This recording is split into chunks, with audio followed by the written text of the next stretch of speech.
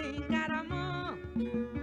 saramala malomani juru mani jomila bano awaka e galula juru fola kambe tumaro.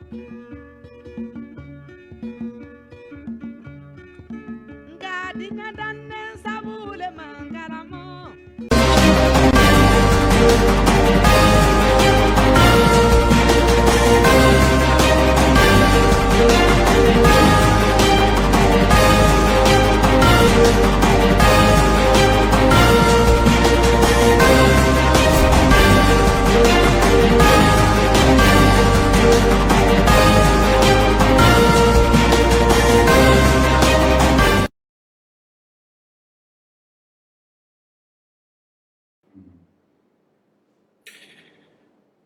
Malien aw salamu alaikum an bɛ malien bɛɛ fo ka bɛɛ wale ɲuman dɔn ni wagati na Mali kɔnɔ ani Mali kɔ kan malien sigimɛ yɔrɔ yɔrɔ ni wagati na ka ouverture media bɔlɔlɔ lajɛ an ka chaîne YouTube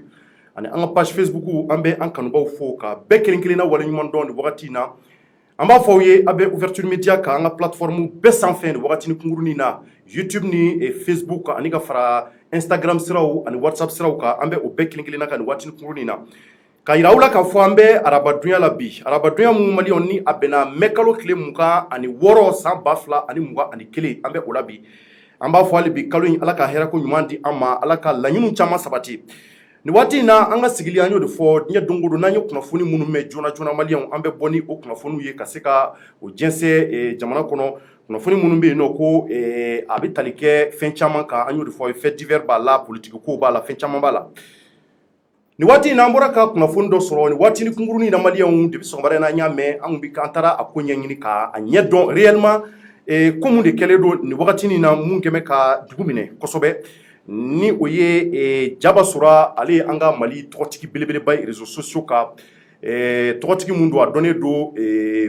Facebook a dɔnnen don Instagram ka dɔnnen don yɔrɔ caman donc Jaba Sura ni waati in na maliyɛnw an ye kuma mun mɛn k'a ye k'a fɔ ko communicatif tribunal ko a placera sous mandat de dépôt ko mun bɛ yen ko a y'an kamana gan kosɛbɛ an ye wulikajɔw sabati ka se ka taa a ko caman ɲɛɲini an ye kunnafoni minnu sɔrɔ a la an da bɛna se o de ma nin waati in na ka o lase aw ma sabula nin ko in de bɛ jamana kɔnɔ nin ko in de bɛ dugu kɔnɔ wagati in na an b'a ɲini an kanubaw fɛ hali bi k'a fɔ aw bisimila donc n ɲɛmɛ ka weleli bila maa min ma ale ye n ka assistante ye ni o ye Ayisa Jakuraga ale bɛ n kɛrɛfɛ donc n'ale bɛna jɛ ni ka se ka an damaga fɛn caman na Ayisa tari baasi t'i la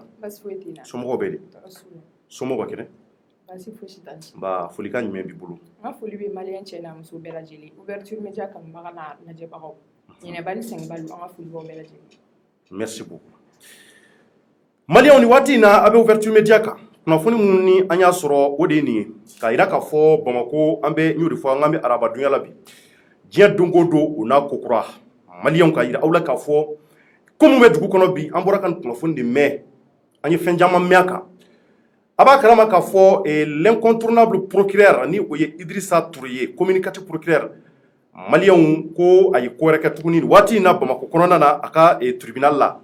communicatif tribunal la mun filɛ nin ye Amdala ye mun ye an ka Mali tɔgɔtigi Jaba Sura aw caman b'a dɔn a dɔnnen don réseaux sociaux kan a dɔnnen don réseaux sociaux kan kosɛbɛ ka sababu kɛ fɛn caman ye depuis waati jan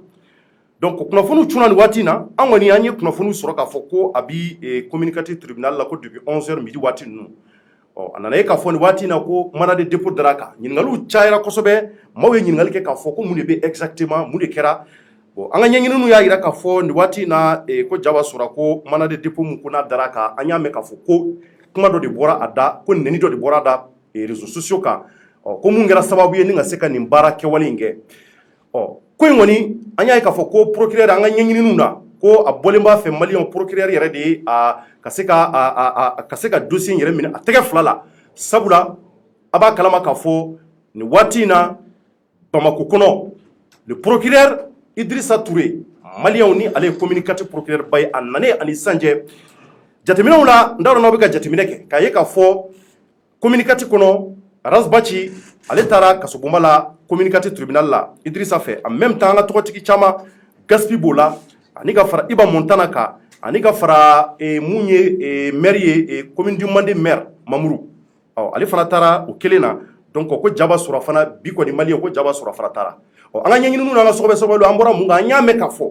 an ko tari neni ngo an y'a mɛn k'a fɔ ko neni dɔ de bɔra Jaba Surada bɔlɔlɔ kan ngo tari a ye jɔni neni tari mun de kɛra exactement o bi jɔni de plainte do o kumakanw na an ye mun mɛn an y'a ye k'a fɔ nin waati in kɔni na mun ye communicati ye donc ko procureur yɛrɛ de ye dossier minɛ a tɛgɛ fila la a ko la donc en réalité an y'a ye ko mandat de dépôt dara kan ko a taara kaso la mais kaso jumɛn do a yira k'a fɔ ko nin waati in na bɛɛ b'a kalama k'a fɔ kaso buba o gardien olu bɛ grève la u bɛ grève la u bɛ baara bila la donc ko mun ye an ka finitigilakaw ye ko u y'a ta ni ka se ka taga n'a ye mun ye 5e arrondissement o polisiso ye ko en attendant que gardien ka grève bɛ se ka ban n'o banna waati min na k'a bɛ taa boli an y'o kuma mɛn maintenant nin b'a yira k'a fɔ ko minnu ni a bɛ ka kɛ réseaux sociaux kan maliyɛnw le procureur Idrissa Touré k'a ka wulikajɔ n'a ka cɛsiri ko a bɛna furani kɛ ko ka furani kɛ ka yɔrɔw furan k'a jɛ ko sabula a y'a ye k'a fɔ nin ko minnu bɛ ka kɛ olu jɔyɔrɔ ka bon a la kosɛbɛ donc an nana nin fana mɛn sɔgɔmada in na mun ye an dabali ban kosɛbɛ k'a ye k'a fɔ donc nin wulikajɔ minnu n'a kɛra tɔgɔtigi caman bɛ olu tɛmɛna a ka yɔrɔ fɛ i kun tɛ se k'a bila i kunna k'a fɔ ko maa minnu yɛrɛ bɛ yen ko plainte tɛ se ka da u kan ko maa minnu bɛ yen k'u tɛ se ka taa kasomuya la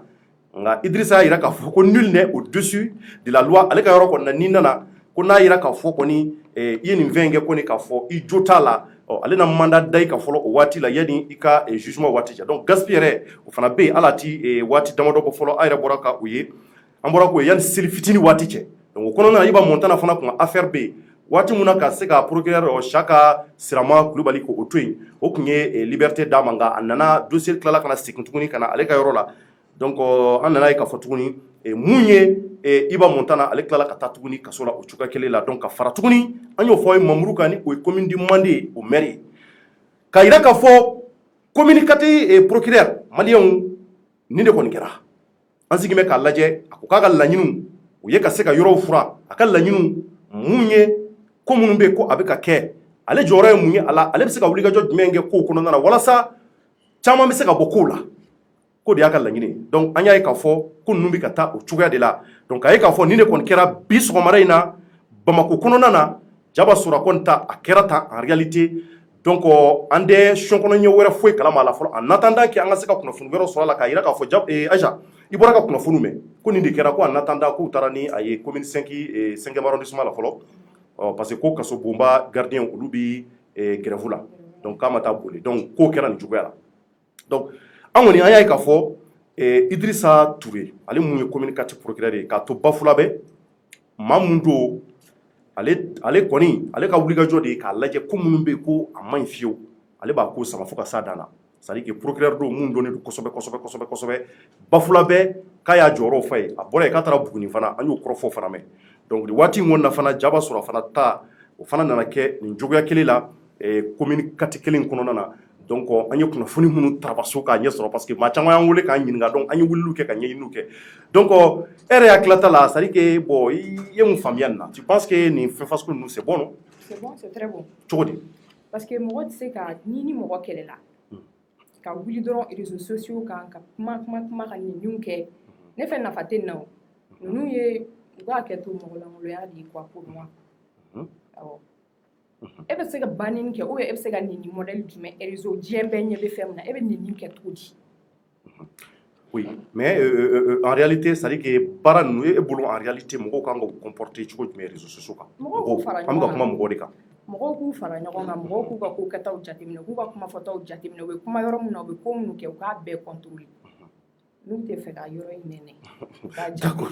D'accord. Donc Didi kɔni bɛ yen vraiment i ye mun fɔ bon en réalité k'a yira k'a fɔ an kɔni an sigin bɛ k'a lajɛ parce que n'i y'a ta k'a lajɛ maliyɛnw ko k'a fɔ bɛɛ ye nin bɛ jateminɛ de yira minnu bɛ réseaux sociaux kan minnu bɛ yɔrɔ wɛrɛw la donc ko mun kɔni ye ka se ka yɔrɔw furan k'a jɛ kosɛbɛ n'i ye nɛnini kɛ walima n'i ye ko kɛ ko mun bɛ k'a man ɲi donc communicati procureur kɔni fɛ yen n'i sera yen nɔ kɔni n'i jo t'a la kɔni k'a sɔrɔ ko prévu jɔnjɔn t'i bolo k'a ko bɛ gɛlɛya i bolo dɔɔni dɛ o tɛ wa k'a bɛ gɛlɛya i bolo donc ni de bɛ Bamako kɔnɔ maliyɛnw an y'a ye k'a fɔ an bɛ segin kɔrɔfɔ kan Jaba Sura nin de bɛ yen nin waati in na an ye kunnafoni minnu sɔrɔ kalama minnu sɔrɔ joona n'an da bɛ se ka s'a ma k'a fɔ ko in kɛra cogo min na ko o de ye nin ye an ye mun mɛn fɔlɔ ko nɛni ko de don wa ko nɛni ko mun don fana k'a yira k'a fɔ ko procureur yɛrɛ de a saisi a ko la an y'o mɛn sabula an ma plainte ko kuma mɛn k'a fɔ ko mɔgɔ wɛrɛ de plainte don an m'o mɛn en même temps ka yira k'a fɔ tuguni mun ye ni waati ye kɔni k'a fɔ ko Jaba ko a taara kasobonba la n'o ye Bole muso ka yɔrɔ ko o tɛ ko mais ko mun ye 5e arrondissement ye ni mun filɛ nin ye Lafiyabugu taga sira la ko a bɛ yen donc an bɛ se ka jateminɛ mun fɔ nin na o ye hali bi an b'a fɔ bɛɛ k'i hakili to i ka kokɛtaw la kosɛbɛ parce que nin m'a yira k'a fɔ c'est à dire Idrissa ka kɔrɔfɔ la Idrissa ka kokɛtaw la an bɛ ka mun ye ta nin cogoya la nin m'a yira k'a fɔ nul n'est au-dessus de la loi ale kɔni fɛ yen n'i sera yen k'a ye k'a fɔ i ye ko kɛ kɔni ko mun peut-être i joba t'a la k'a bɛ gɛlɛya mais an nana ye k'a fɔ sɔgɔmada in na vraiment wulikajɔ caman kɛra mun b'a to ka se ka deliliw kɛ k'a lajɛ pour que Jaba sɔrɔ vraiment a ko bɛ se ka nɔgɔya cogo min na a ko la mais vraiment a nana gɛlɛya donc a ma ɲɛ a tora Ala ta la donc an b'a fɔ Ala ka seliji bɔ a ko kan Ala ka seliji bɔ a ko kan donc an bɛ dugawu kɛ Ala ka seliji bɔ a ko kan hali bi n'an ye ko wɛrɛ minnu sɔrɔ a la inshallah an ka tila ka na ni ka se ka an da so ma ka o walawala mais kunnafoni min kɔni bɛ yen waati la k'a bɛ dugu kɔnɔ o de ye nin ye donc folikan laban jumɛn b'i bolo Aisha i ye min fɔ Ala ka seliji bɔ nin ka kɛ leçon ye mɔgɔ minnu ma deli k'a kɛ fɛnɛ minnu ma deli ka minnu t'a situation kɔnɔ a ka di minnu ye ou bien a bɛ minnu kunkolo la ka ko sugu kɛ nin ka kɛ leçon ye olu ma u k'a dabila quoi u kana kɛ d'accord merci beaucoup donc an bɛ foli lase bɛɛ kelen kelen ma nin wagati na k'a yira k'a fɔ ni de kɔni kɛra donc ko minnu kɛra an da selen filɛ a nafamaw ma k'a walawala donc n'an bɔra ko wɛrɛ kalama a tɔ la an dana so ma ni ka se ka o fɔ aw ye k'a fɔ quand même vraiment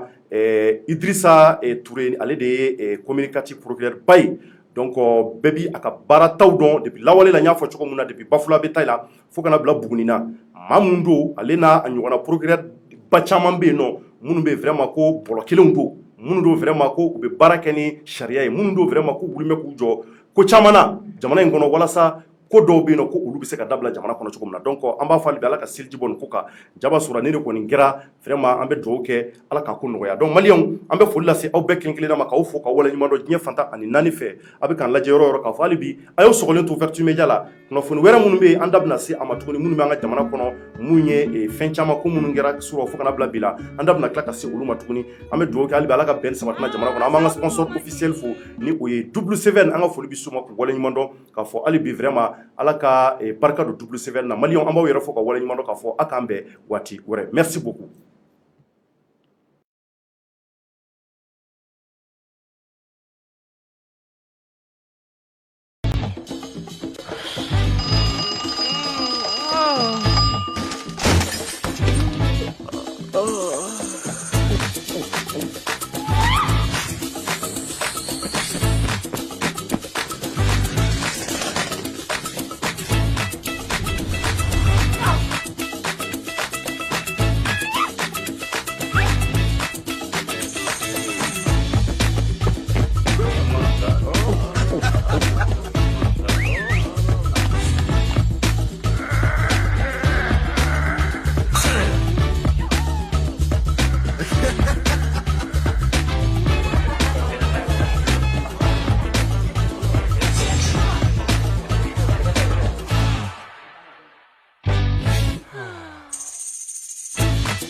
W7, double tes limites.